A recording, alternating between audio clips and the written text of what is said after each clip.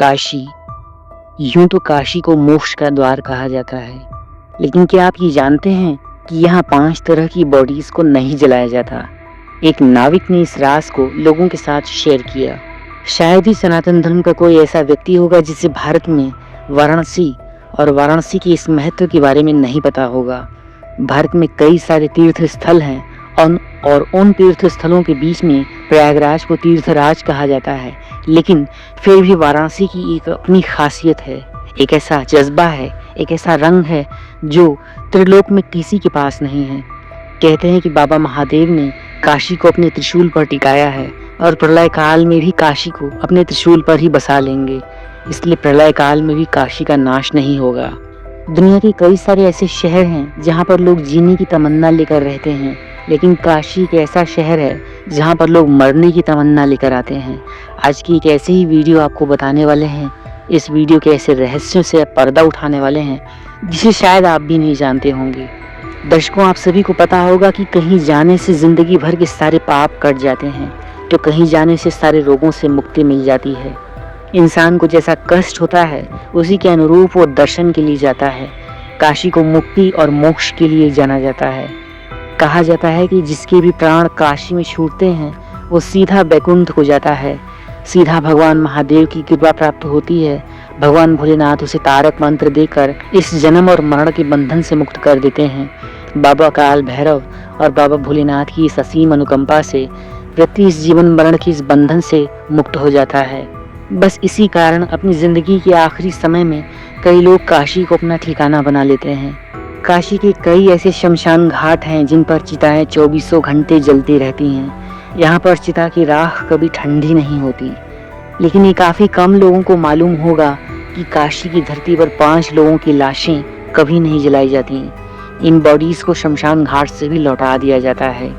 Social media पर भी एक नाविक का वीडियो शेयर किया गया था जिसने इस रहस्य से पर्दा उठाया कि उसने गंगा नदी पर खड़े होकर इस रहस्य का वो अद्भुत खुलासा किया जिसके बारे में हम आप सभी को आज बताने वाले हैं। उसने ये बताया कि काशी में 5 तरह की शरीरों का दाह संस्कार करने पर सख्त पाबंदी है।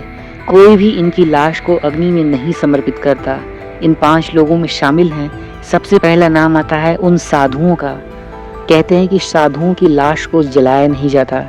इनकी बॉडी को या तो जल समाधि दी जाती है या फिर थल समाधि। या तो उन साधुओं की बॉडी को जल में प्रवाहित कर दिया जाता है या फिर भूमि में दफन कर दिया जाता है और ऊपर से एक समाधि बना दी जाती है।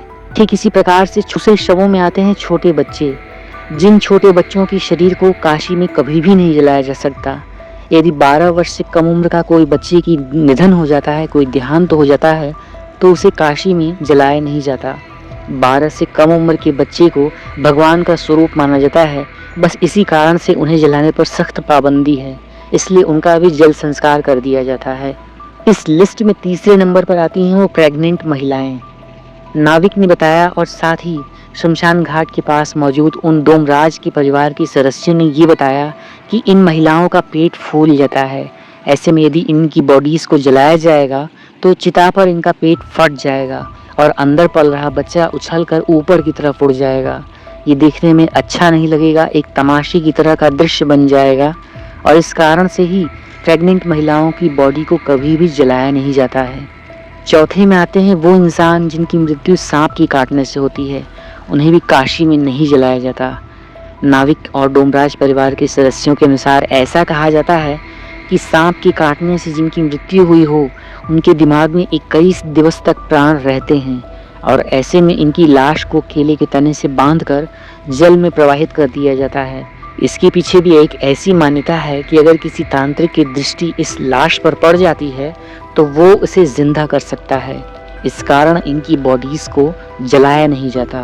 वहीं इनका भूमि संस्कार भी नहीं किया जाता, क्योंकि भूमि में भी संस्कार कर देने पर अगर उसका सांप का विष उतर सकता है तो वो उतरेगा नहीं और भूमि में व्यक्ति की जीवित ही समाधि बन जाएगी।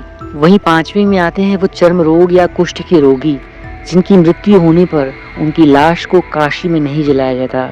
ऐसा बताया जाता है कि इनकी बॉडी को अगर जलाया जाता है तो बीमारी के कारण बैक्टीरिया जो होते हैं वो हवा में फैल जाते हैं और इससे अन्य लोग भी इसकी चपेट में आ सकते हैं। बस इस कारण से इनकी लाश को भी काशी में जलाने पर बैन है और पूरी तरीके से इस चीज़ को फॉलो किया जाता है। अब चलते चलते आपको एक और रहस्य बता देते हैं कि काशी में मृत्यु का होना क्यों माना जाता है मंगल। सबसे पहले आप सभी को जानकारी होनी चाहिए कि काशी को अविमुक्त क्षेत्र कहा जाता है।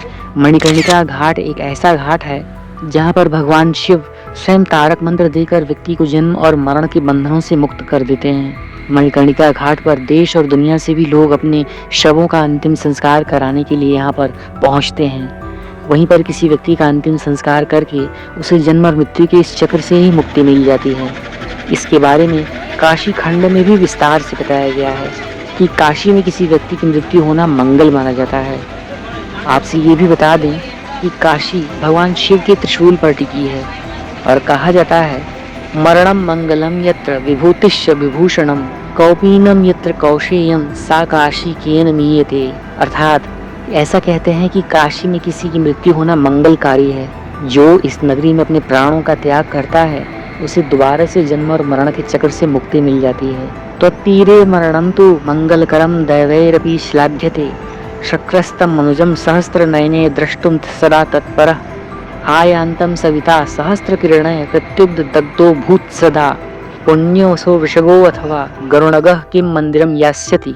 अर्थात काशी खंड के इस श्लोक के अनुसार अगर मणिकर्णिका घाट पर किसी की मृत्यु होती है तो उसे अत्यंत शुभ माना जाता है। वहीं जो अपने प्राण इस नगरी में त्याग देता है उसे देखने के लिए देवराज इंद्र भी व्याकुल रहते हैं, वो भी उसे देखना चाहते हैं कि ऐसा कौन सा सौभाग्यशाली मनुष्य है जिसकी मृत्यु काशी नगरी में हुई है। इसके अलावा उसकी आत्मा को सूर्य देव अपनी किरणों से स्वागत करते हैं। ऐसा कहते हैं कि काशी में मुक्ति बहुत विरले लोगों को ही प्राप्त होती है। बस इसीलिए ये भी कहा जाता है कि काशी में गंगा जी का जल लेकर नहीं जाया जाता, क्योंकि अगर काशी का जल गंगा जी से लेकर जाते हैं तो काशी में मौजूद उस जल में मौजूद गंगा जी के जल से उस लाख असंख्य जीवित कीड़ों मकोड़ों की भी जो जिंदगी होगी वो काशी से दूर हो जाएगी और उनकी मुक्ति काशी में नहीं हो सकेगी। इस चीज़ का एक बहुत बड़ा पाप लगता है। बस इसीलिए दुनिया की किसी भी स्थान से आप गंगा जल लेकर कहीं भी जा और आ सकते हैं, लेकिन काशी का जल काशी के बाहर लेकर नहीं जाया जा सकता। इसे एक बहुत बड़ा अपराध माना जाता है जिसका दंड भुगतना पड़ता है। हाँ, अगर आपने ऐसा अनजाने में कर दिया है तो बाबा भोलेनाथ आपके उस अनजाने में किए गए अपराध को सहर्ष ही क्षमा कर देते हैं और बाबा आशुतोष की कृपा आप पर बरसती है। मित्रों, आपको आज की यह वीडियो अच्छी लगी है, काशी नगरी का ये धार्मिक और पौराणिक महत्व पसंद आया है तो आप इस वीडियो को एक लाइक कर दीजिए। चैनल सनातनी ज्योतिष को सब्सक्राइब करके वीडियो को ज़्यादा से ज़्यादा शेयर कीजिए और कमेंट बॉक्स में अपने शहर का नाम ज़रूर लिखिएगा। ये भी बताइए कि क्या आप कभी काशी नगरी आए हैं। एक नई वीडियो लेकर हम आपका इंतज़ार करेंगे। आप सभी का बहुत बहुत धन्यवाद वीडियो को अंत तक प्यार देने के लिए। हर हर महादेव, जय काशी नगरी की।